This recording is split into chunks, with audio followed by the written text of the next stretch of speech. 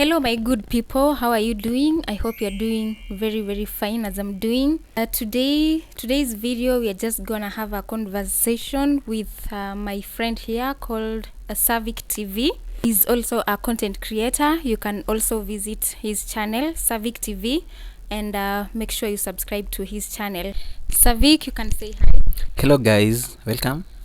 Also guys, if you haven't subscribed to my channel, consider hitting the subscribe button, like, comment and share to your family and friends, and also turn the post notification bell so that you can be notified whenever I post new videos. So guys, without further ado, let's get into the video. Let's go.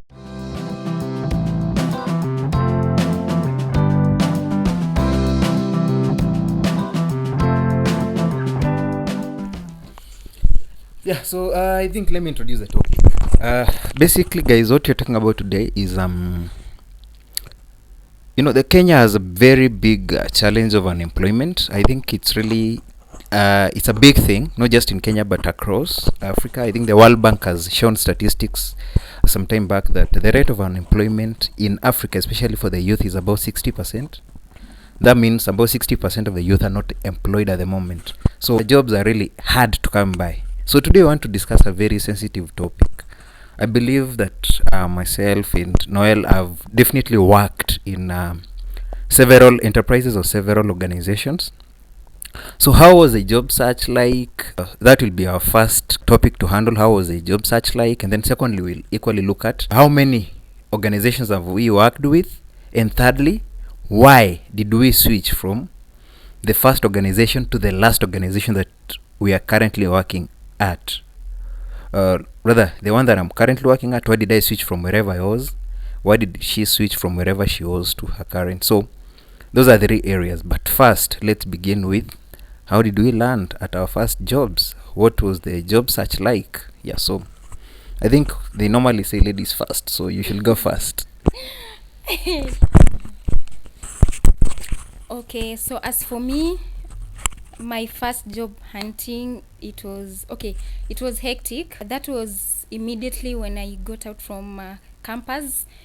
The first job I found or I hunted was sales. That's where everyone starts. Okay, so I started from sales. Actually, it's more of marketing. So you market soaps, toothpastes, and what else? These medicated soaps. Basically it was that. So we used to walk from one place to another looking for customers, and then you pitch items or you pitch the goods or the sales to them. And it was so hectic, guys, walking from one place to another on foot. Yes. Okay. Yes. English So is not our language, so we just English is not our language. We are just fumbling. So guys, I hope you understand us. So yes, it was so hectic doing sales. It's not for the faint-hearted. And mark you guys, imagine getting that job is also another hassle. Like you have to go through another person so that you can be linked to get that particular job. And doing that job is not guaranteed that you're going to earn a salary at the end of the month. You're going to earn as per the sales that you just pitched or purely commission based. Yes, it's commission based. So it wasn't that easy. But as for me, I did only for 2 weeks and then I quit. Yeah, not for the faint-hearted. It's not for the faint-hearted. So, I quit after 2 weeks, and then I got another connection at a private company called, should I mention the name? No, they've no paid. So, yeah. You don't need to mention them. So I switched to another company, a private one, dealing with electricity and all that. So that one also, okay, it was much better because, at the end of it all or at the end of the month, you're going to get something. Yeah, I think you're now switching to the second question, so we'll get there. Oh, yeah. Okay, about the job search. Yeah. So you have to have the connection for you to get that particular job. Godfather. Yep. What about you? Hey, I think my case was equally very tough. So immediately after campus, I just decided to send my CVs randomly to so many people. Of course, there are those people who promise you that, send me your CV, I'll get you a job somewhere. You print so many, you send to people, you visit some, you get that they're using them to light up their jikos and all that. Yeah, there are things that you went through, but we thank God for where we are right now. So basically, now in that during that time of now sending CVs everywhere, I randomly sent to some college. I told them I can teach. I found the contact on Facebook actually, directed to a given college in Kisii. So I sent my CV on Facebook to him, just an attachment. I told him, yeah, I can teach, just hire me. The guy actually told me to visit his office on a Monday, and when I went there, we had a chat. He gave me a job, but the salary was not even able to pay my rent. It was very small. And then the job was like, you had to do it for about do I call it 10 hours shift or something of the sort, because you get to work at 7, you leave work at actually past 7 in the evening. So you teach normal hours, then there is the evening classes. So again, you teach the evening classes. There is no bonus, nothing really. So it was tough. Later the bonus was like 200 shillings for the extra hours that you work. And then on the weekend again, you work on Saturday, you earn the 200 shillings. Okay, at that time I was desperate, so I could come to get the 200. I had a small kid then, so I had to take care of the kid, and I needed money, so I just had to do it. But that was my first job. I did it, I think, up to, that was 2014. I did it from 2014, I think July, all through up to 2015 January, and then I got a sales job to sell alcohol that I was never paid for. But I think that we're now switching to the second question that I'll get to answer after that. So let me introduce the second question.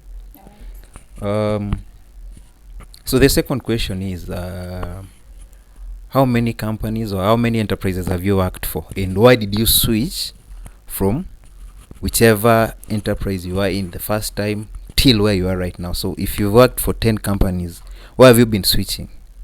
And I think since you went first, so let me go first in this one. So I just said I shifted now from the college because of the meager salary.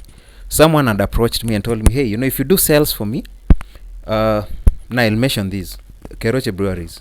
I hate them so much because they never paid me, so I have to mention them and shame them. We are coming for you. So I have to mention them, yeah. So these guys, they had a marketing manager then called James Ngomeli. He's no longer working with them, but the guy was very good.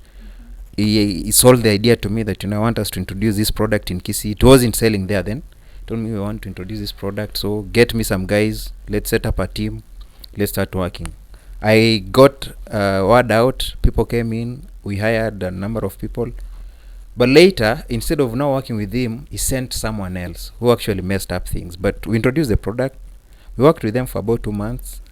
Unfortunately, for the entire period of 2 months, these guys never paid me a dime. So after that, I quit, and I was jobless for quite some time, almost a year after that. I did not have anything to do. In between, I got to teach at one of the local universities, but these guys again did not pay me. So I've really gone through these things. They never paid me. And then later I got a job at one of the local supermarkets that went down recently, so you can guess which one it is. I went in as an intern and then grew up the ladder.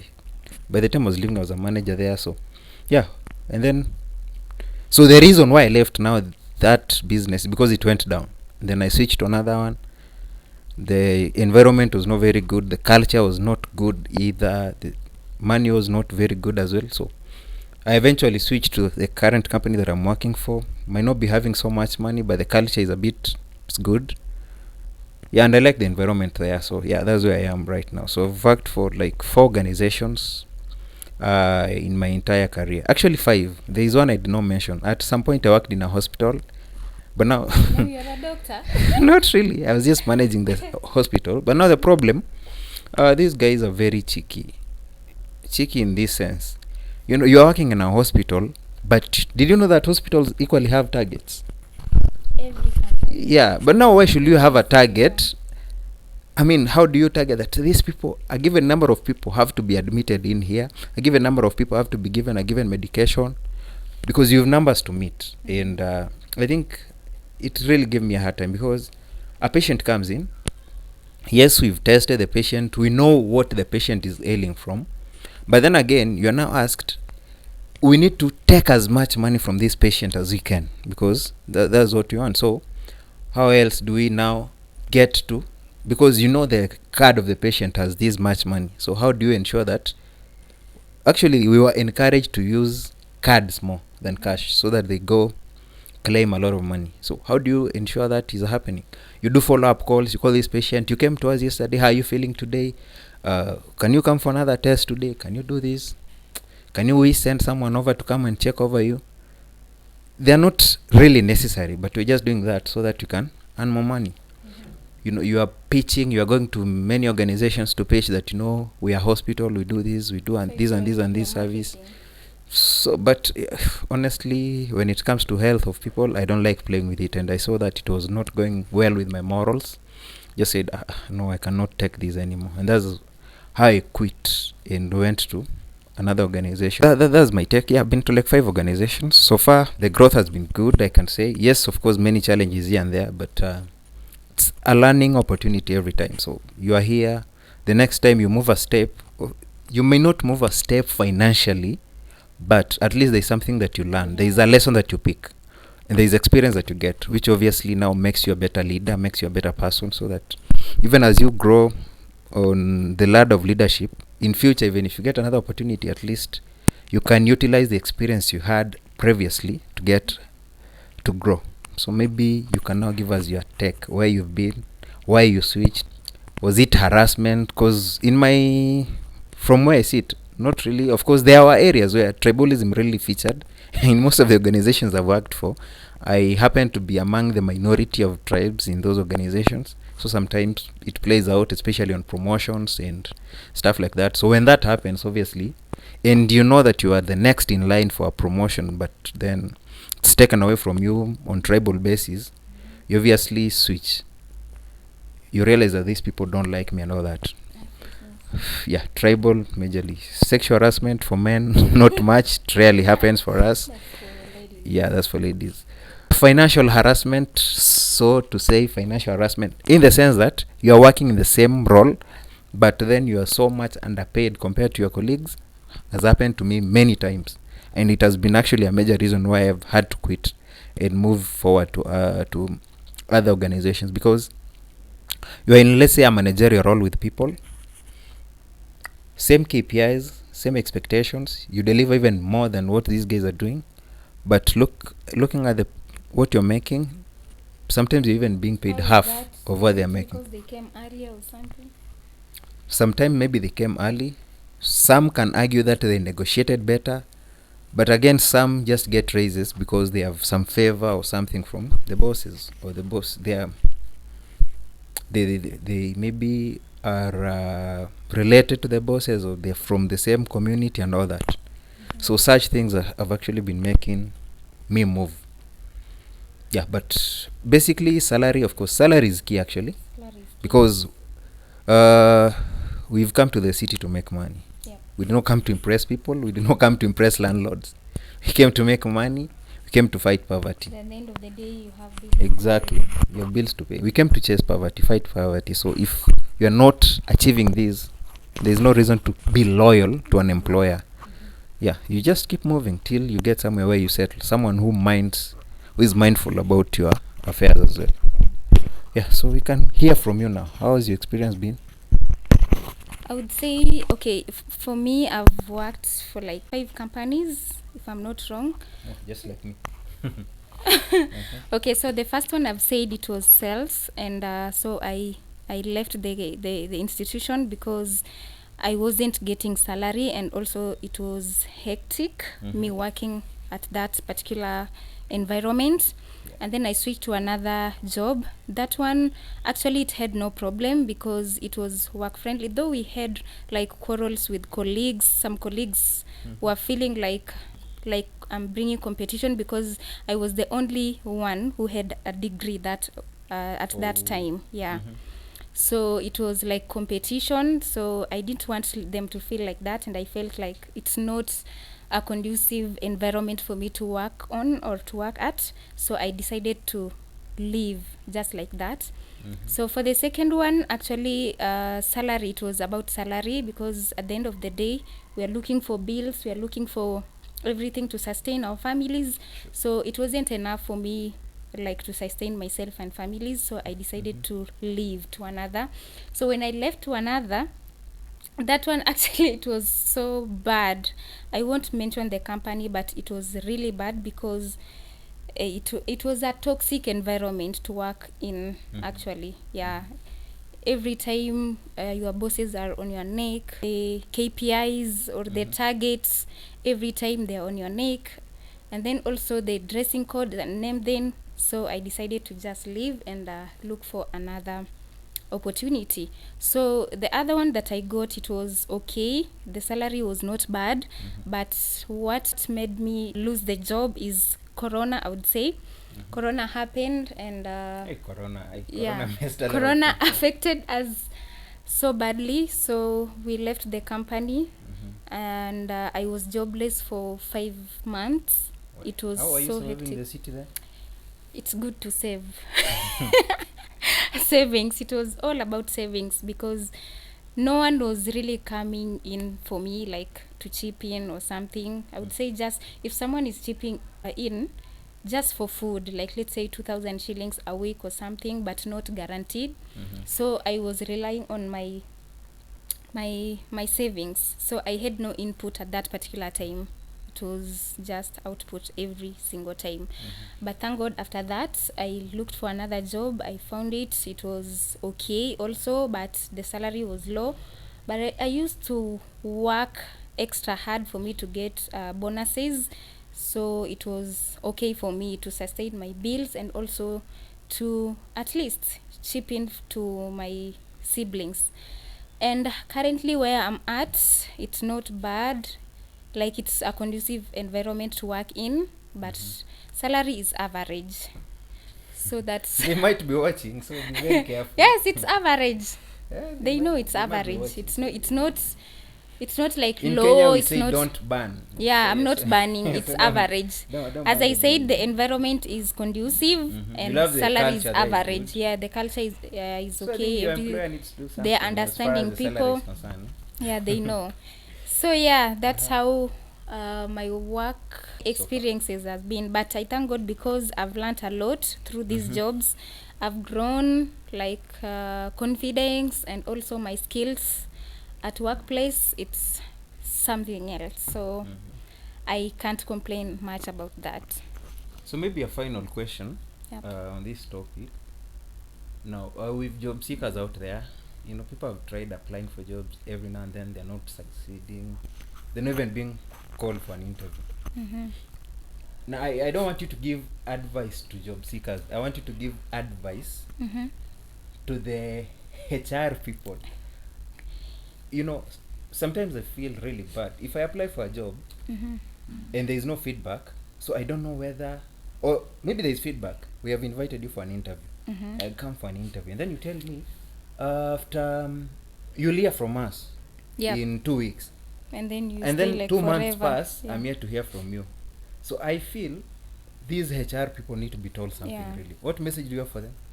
So for me, I'll just say this. I've done so many interviews actually, and so many of them.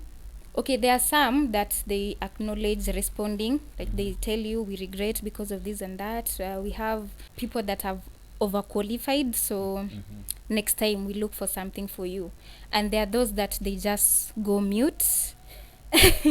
So I'll just tell them it's okay to communicate so that a person or someone can know which position or what exactly are they needed to do for the maybe let's say for the next interview. They ought to communicate so that we can be able to know what position were we in, or what are we supposed to do, what did we do wrong, if we have qualified or not, than just going mute.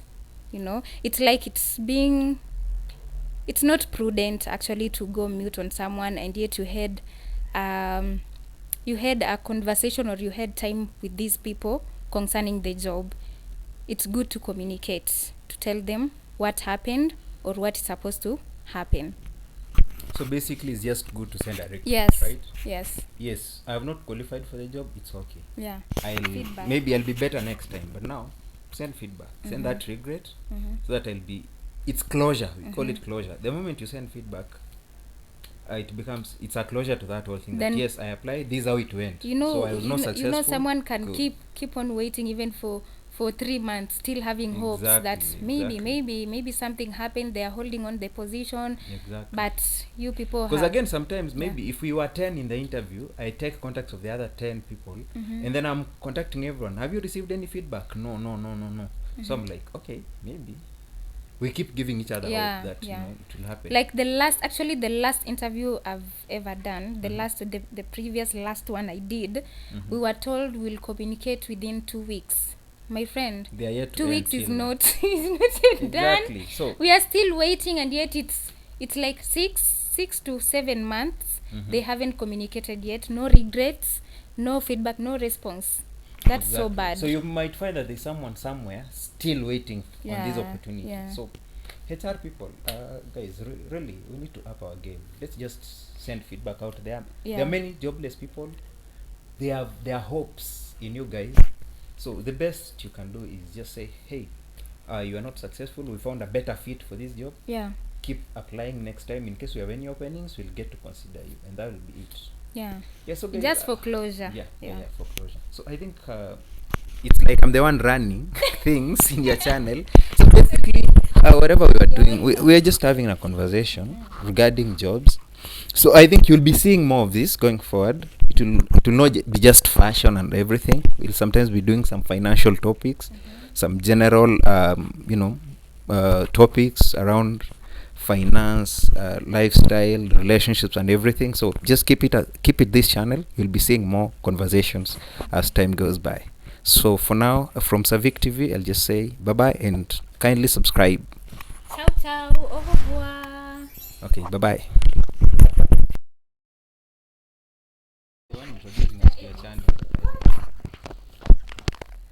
Ini yangu. Wewe tuanze na wewe. Tunaanza na wewe. Nipate momentum. Oh, zote mbili.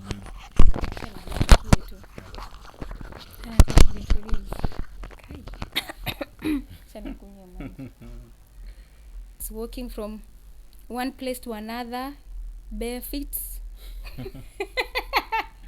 Bare Ati feet, bare really. feet. Bare feet.